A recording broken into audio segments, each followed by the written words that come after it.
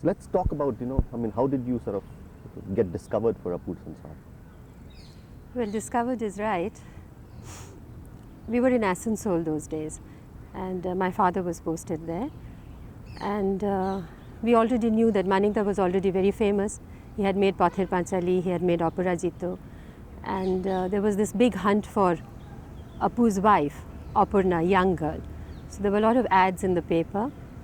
And one of my cousin in Asansol very jokingly said, "Why don't you apply?" So we laughed, and end of conversation, came back to Calcutta, and I was schooling there I was staying with my grandparents, and I used to go to Diocesan and back by bus every day. And one morning, rather afternoon, when I came back, a man met me at the doorstep and said, "What's your name?" So I got slightly nervous, and so he asked me my name. I told him.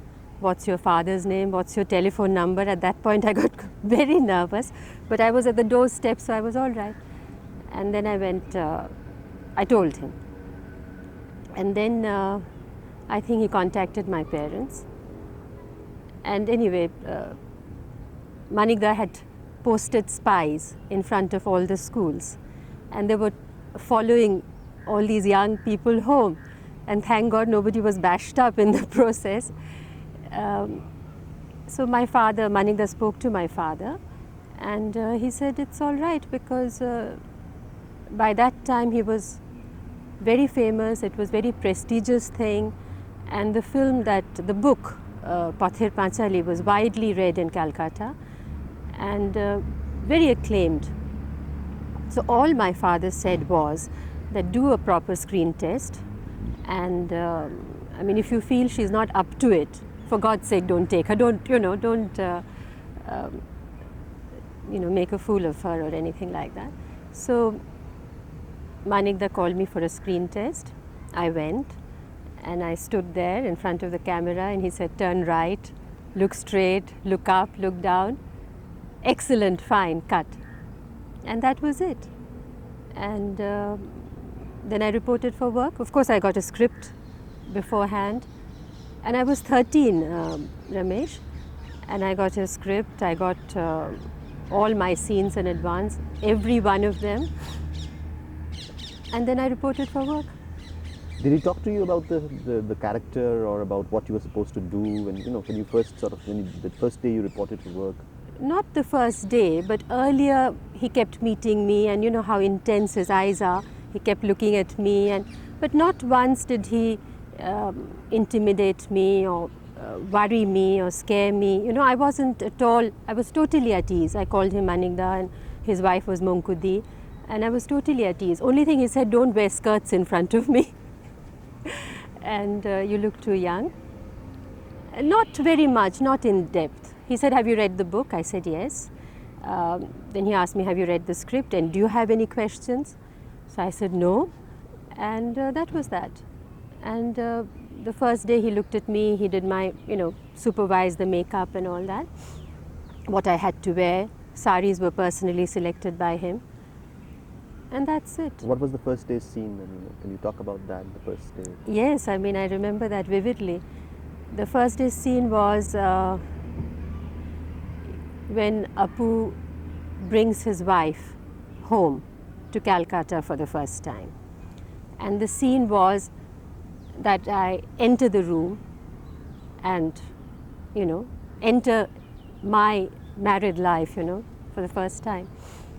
And the scene was, the first shot was that I was in, there was this closed door, and the camera was on the other side of the closed door. And I was behind the closed door with Soumitra. And it was Soumitra's first film also, but not his first days of shooting. So I was standing there, and Soumitra said, "Best of luck." So I said, "Thank you." And I heard Manikda's voice, camera, sound, enter. So I opened the door, entered, and there was these bright lights, and I was kind of perplexed and slightly dazed, and I couldn't hear very well. It was a very strange feeling. And through all that, I heard Manikda's voice. Take one step forward, look up, look slightly towards your right. Excellent, wonderful. One more step, a little bit of a sigh, cut. Lovely, next shot. So that was it. And strangely, what I felt later was like how Aparna felt, and what I felt was somewhat similar. Like she was entering, not knowing what to expect on the other side of the door, and for me it was the very first step, crossing the threshold, and we felt a little bit of anticipation, a little bit of fear, nervousness, and that's it, like facing the. How was he to sort of after you first got initiated into that scene, and how was he to direct you? How did he explain to you the character, the nuance, especially those little touches that he brought in? I still remember that scene, for instance, where you wake up the first morning after your marital night. Yes. How was that explained to you? How was that? He just explained the scene, like he sat down in front of me and he told me what to do. Just explain the scene. This is what's happening. I think he realized I was very young. He didn't confuse me with lot of details. That was in his head, and all he wanted me to execute, to perform, and actually not to worry too much about the details. I think he was right. I remember the first day. The scene that you're referring to. There was a few more dialogues, and I rehearsed, and then he called me aside. He said, "Rinku, I just perhaps you shouldn't speak so much. Let's slash. You don't mind, do you?" I said, "No, I don't mind at all." And so like that, he kept guiding me, and then he kept made me rehearse only a couple of times, not if that at all. Just perhaps often it was just one rehearsal and then take. I think later on at Nayak's stage or Shimabadhu's stage, he would explain, he would have a chat. But during Apur Sansar, there was hardly any, it was just no direction as such. It was just say that, "Rinku, this is the scene, and I want you to go to the door and just look back and say a few words and go out." And then I did it. And if he found there was something wrong, he would say, "Okay, don't look back," or close the door gently. That sort of thing. But not a character analysis or that particular scene. This is your night after, and therefore, nothing like that. There was a lot of sensitivity still in that. That whole yes. thing that he created. That scene became. Especially when he opens that cigarette packet. Can you explain the scene a little bit? Well, I remember it exactly, how I get up and then the knot, and then I come back and I sort of hit him gently, and that he said, "Don't hit him like that, it's looking very anglicized gesture. Hit him firmly."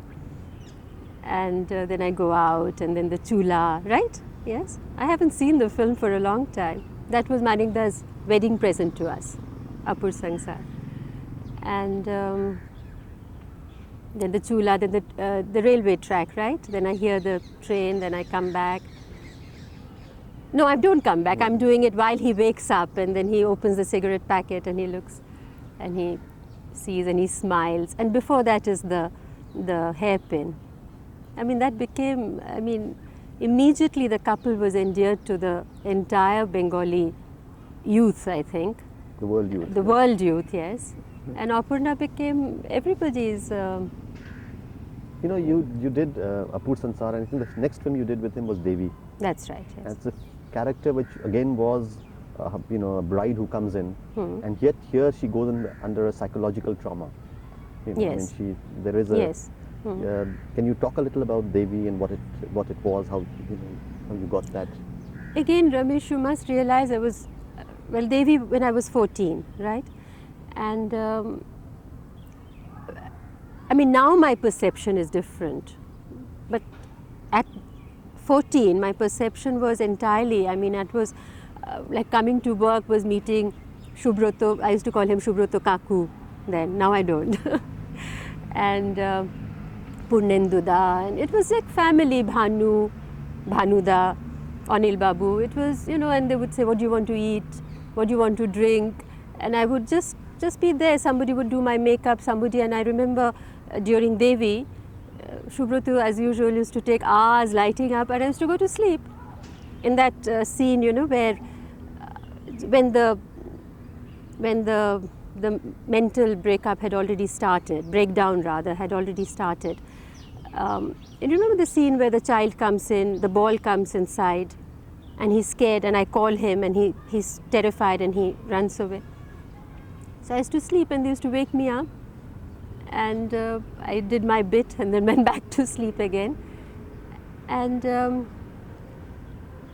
but were you aware of the character, that you were playing a character who had a certain amount of, you know, was undergoing? No. Did the story hit you? No. Apur Sansar, the romance hit me.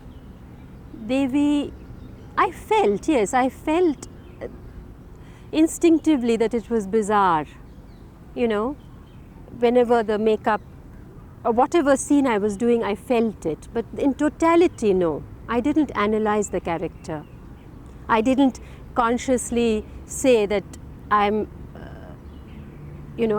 just a wife at this moment, a normal person who's loved by her husband, who leaves her and goes away for further studies, etc. And now I'm going to change into this, and the conflict has started.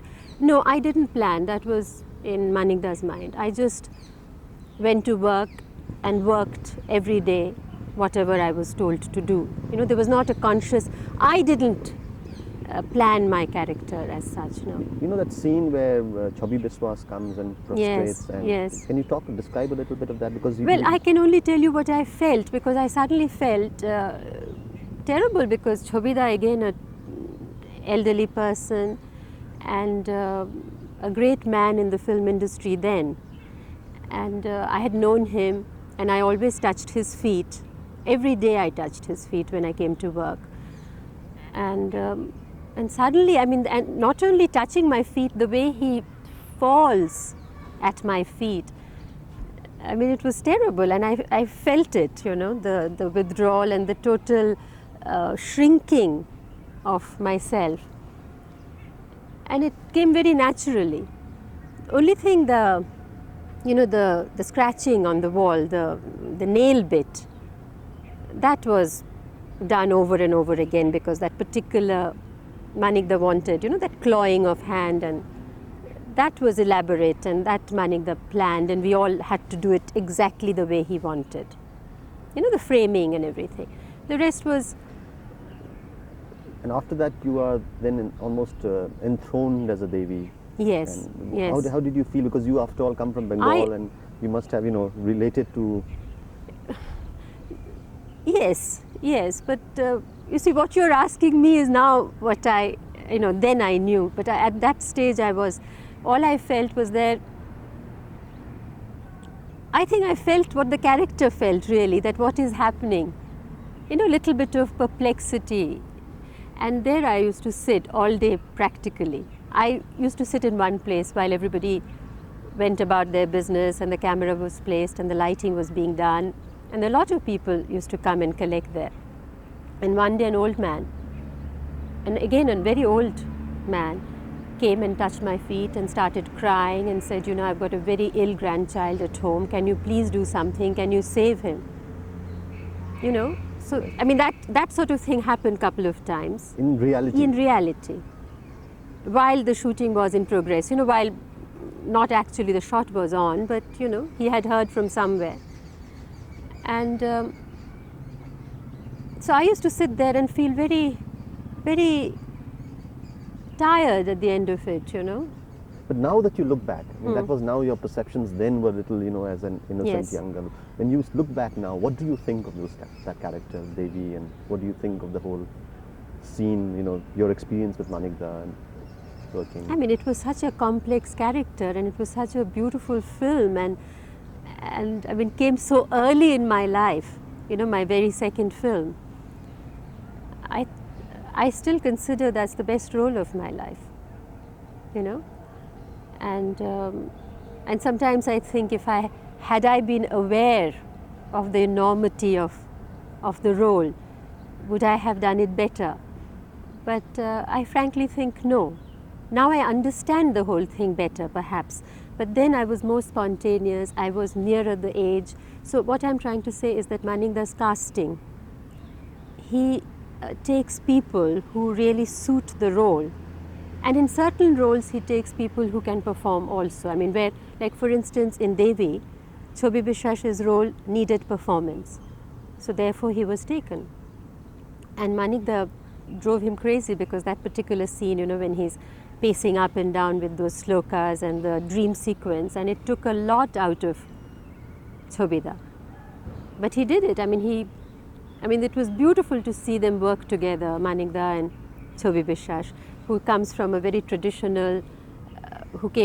traditional theatre background. And there were many clashes, but the net result was fantastic, you know.